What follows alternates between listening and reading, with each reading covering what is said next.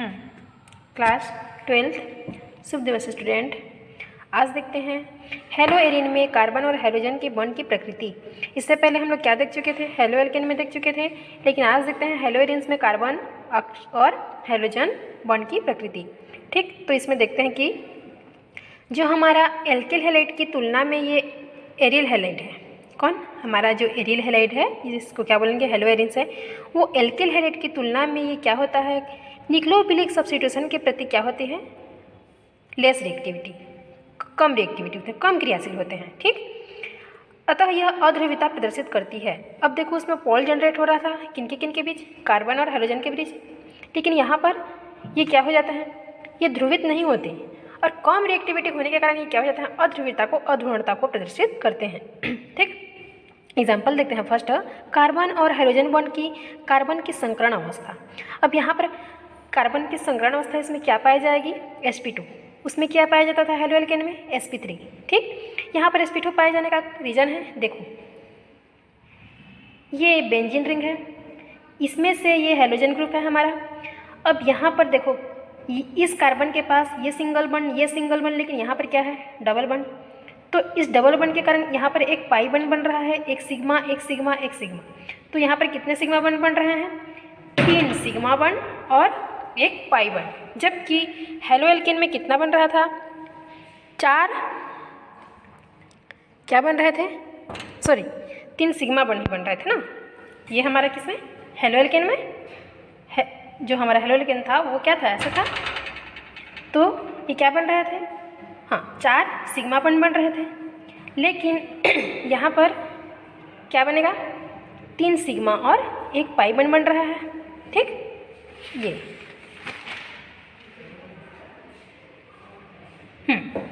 ये जो हमारा हेलो एल्केन का इससे आगे क्लास में देखे थे, वो हेलो एल्केन में कितना सिग्मा बॉन्ड बन रहा था, 4 सिग्मा बॉन्ड, 1 2 3 4, क्योंकि चारों सिंगल बॉन्ड में थे। लेकिन हमारा जो हेलो एरिन्स है वो क्या बनेगा, 3 सिग्मा और एक पाई बॉन्ड। ठीक, और हेलो एल्केन में 4 सिग्मा बॉन्ड बन रहे थे। तो इसमें क्या पाया जाएगा, sp2 हाइब्रिडाइजेशन। और अगर इसको अब यहाँ पे कितने हैं, देखो 2 1 3 sp2 के लिए, तो 3 को हम लोग 100 से डिवाइड करेंगे तो कितने आएगा हमारा एस के लिए, जो परसेंट करेक्टर है वो 33.33%। किसका, जो हमारे sp2 के लिए है एस करेक्टर, तो इसका sp3 से ज़्यादा होता है। किसका, sp2 के लिए जो एस करेक्टर है वो क्या हो जाएगा, sp3 से ज़्यादा। अगर हम sp3 के लिए देखें तो ये कितना हो जाएंगे, sp3 के लिए 3 और 1 4। अब 4 को हम लोग 100 से डिवाइड करेंगे तो सिर्फ एस के लिए कितना परसेंट पाया जाएगा, 25। पी के लिए 75, क्योंकि पी 3 भागों में है, ये 1 भागों में है, तो 100 के 1 भागों के लिए कितने पाया जाएगा, 25%। लेकिन यहाँ पर एस करेक्टर कितना पाया जा रहा है, अब 3 को यहाँ पर डिवाइड करेंगे तो एस के लिए कितना पाया जा रहा है, 33। और यहाँ पर sp3 के लिए जो हेलो एल्केन में हो रहा था उसमें एस करेक्टर कितना हो रहा था, 25। तो यहाँ पर एस करेक्टर किसका ज़्यादा है, हमारे sp2 का। इसी कारण ये क्या हो जाते हैं, ऋण विद्युती ज़्यादा हो जाते हैं। ठीक, तो यहाँ पर कार्बन हाइड्रोजन को इलेक्ट्रॉन खींचने ही नहीं देता, क्यों, क्योंकि इसमें ऋण विद्युती क्या हो जाती है, ज़्यादा हो जाती है। अतः पोलैरिटी भी कम हो जाती है, मतलब उसकी ध्रुवणता भी की शक्ति भी क्या हो जाती है, कम हो जाती है। और ये क्या हो जाता है, अल्प ध्रुवीय हो जाता है, मतलब ध्रुवणता नहीं के बराबर हो जाती है। ठीक, भाई यहाँ पर ऋण विद्युती ज़्यादा है, यहाँ पर इलेक्ट्रॉन तो ज़्यादा हैं, तो वो अपने इलेक्ट्रॉन को हाइड्रोजन को क्यों खींचने देगा, है ना। इसीलिए ये क्या होते हैं, पोलैरिटी शो नहीं करते हैं। ठीक, अब नेक्स्ट देखेंगे इसका रेजोनेंस, अनुनादी संरचना। इसके स्टेबिलिटी ऑफ रेजोनेंस में देखिए, इसकी स्थायित्व को देखेंगे तो ये देखो, ये एक बेंजीन है और यहाँ पर एक हाइड्रोजन ग्रुप जुड़ा है। ठीक, देखते हैं आगे।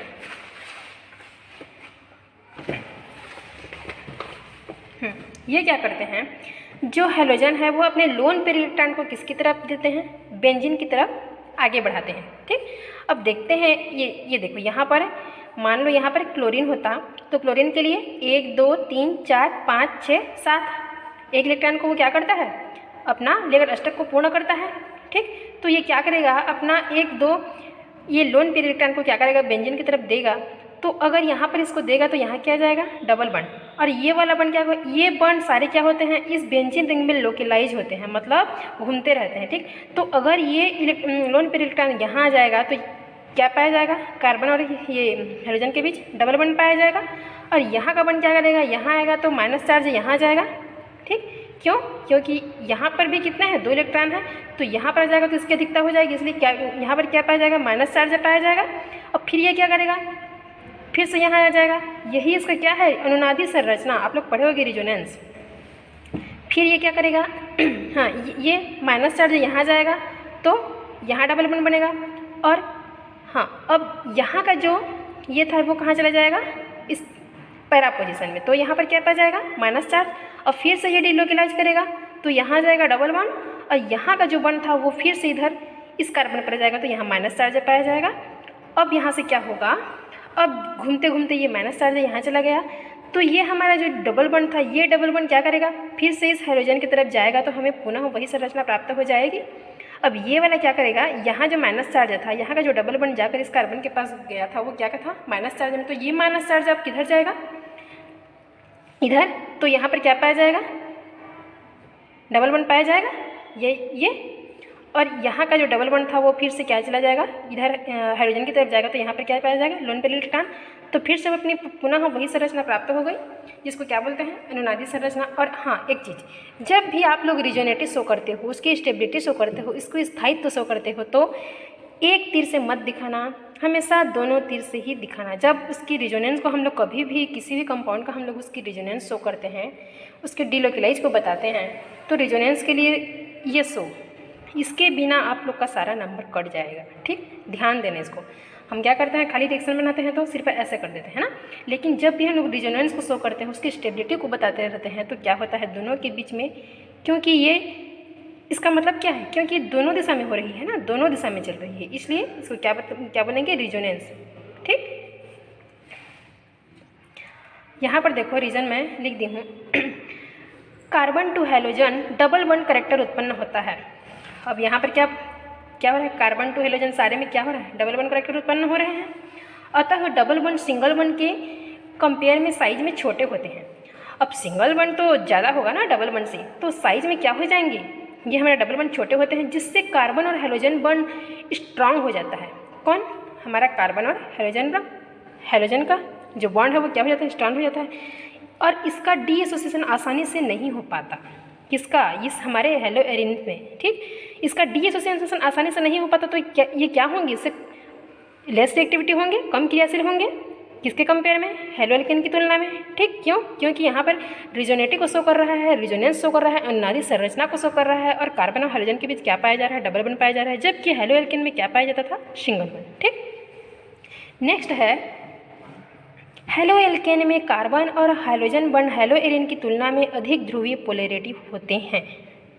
मतलब जो हमारा हेलो एल्केन है उसमें पोल जनरेट होता था, क्यों, क्योंकि जो हमारा ये मोर इलेक्ट्रोनेगेटिव एटम है, किसके कंपेयर में, कार्बन के एटम में, तो ये मोर इलेक्ट्रोनेगेटिव एटम, अधिक ऋण विद्युती वाला एटम क्या करता था, कार्बन से सारे इलेक्ट्रॉन को अपनी ओर खींच लेता था, जिससे यहाँ पर क्या पाया जाता था, पॉजिटिव नेगेटिव चार्ज, और यहाँ क्या पाया था, पॉजिटिव चार्ज, किसमें, हेलो एल्केन में।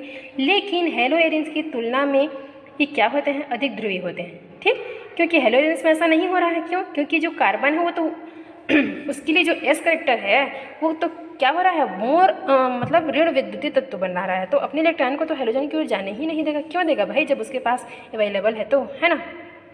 तो इसीलिए यहाँ पर क्या हो रहा है, हेलो एल्केन में पोलैरिटी के गुण ज़्यादा पाया जाएगा, किसके कंपेयर में, हेलो एरिन्स की तुलना में। ठीक, हाँ, और एक रीज़न है, देखो एक और रीज़न है कि पर्सन करेक्टर, किसका, जो हमारा एरिन्स है वो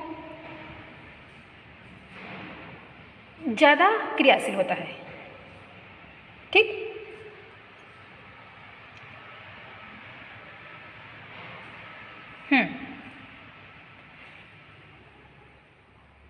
सॉरी, जो हमारा, हाँ, किसके लिए पर्सन करेक्टर देखेंगे हम लोग, हमारे जो हेलो एरिन्स हैं वो, उसमें जो एस करेक्टर होती है वो ज़्यादा होता है, किससे, sp3 वाले से।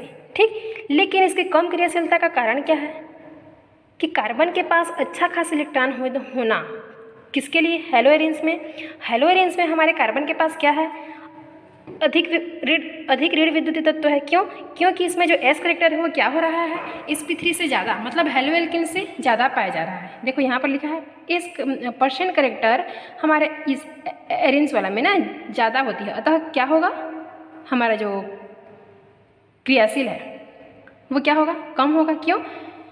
क्योंकि ये तो अपने आप में, मतलब क्रिया को अपने आप में समाहित है, तो ये दूसरे से क्रिया करने के लिए क्या होंगे, उतने उतावले नहीं होंगे। किसके कंपेयर में, हेलो एल्केन के कंपेयर में। और हेलो एल्केन में क्या हो रहा था, वो जो कार्बन है उसका सारा इलेक्ट्रॉन किधर चला जा रहा था, हेलोजन की तरफ, तो वो तो क्रियाशील होगा, अपने आप को क्रिया करने के लिए एक्टिव होगा, ठीक। लेकिन यहाँ पर तो ये मोर ऋण विद्युतीय तत्व है। कौन, हमारा यहाँ sp2 पाया जाने वाला इस हेलो एल्केन्स में कार्बन, तो ये इनके पास तो आगे से ही इलेक्ट्रॉन भरे पड़े हैं, तो क्या, और ये मोर इलेक्ट्रोनेगेटिव एटम की तरफ इलेक्ट्रॉन को जाने ही नहीं दे रहा है, तो ये क्रियाशील भी कम होगा, ठीक। इसी प्रकार हाँ, अतः क्रियाशीलता कम, क्योंकि कार्बन के पास अच्छा खासा इलेक्ट्रॉन होता है जो हेलोजन की ओर इलेक्ट्रॉन को शिफ्ट होने नहीं देता है, अतः कार्बन और एक्स बॉन्ड अधिक सक्रिय हैं, ठीक। अब हमारा जो हेलो एल्केन का जो कार्बन और ये हेलोजन बॉन्ड वो क्या था, अधिक सक्रिय होता था, किसमें, हेलो एल्केन में। लेकिन यहाँ क्या हो जाएगा, हेलो एरेंस में कम क्रियाशील हो जाएगा, ठीक। तो ये जो डिफरेंस है दोनों में वो अच्छे से समझ लेना, कंफ्यूज होगा तो फिर मेरे को पूछना, ठीक। सबसे इसका मेन रीज़न है कि कार्बन और हेलोजन के लिए जो दोनों के बीच क्या जो बॉन्ड बन रहा है वो क्या हो रहा है, द्विबंध बन रहा है, जबकि हेलो एल्केन में क्या बनता था, सिंगल बॉन्ड, ठीक। और यहाँ पर इसका गुण क्या है, इसका मेन रीज़न इसकी अनुनादी संरचना, उसकी स्टेबिलिटी को शो करना, किसके द्वारा, रेजोनेंस के द्वारा, ठीक। आ गया समझ में। तो यही है हेलो एरेंस में कार्बन और हेलोजन के बीच बॉन्ड की प्रकृति, उसकी बिहेवियर, उसकी नेचर, ठीक। धन्यवाद।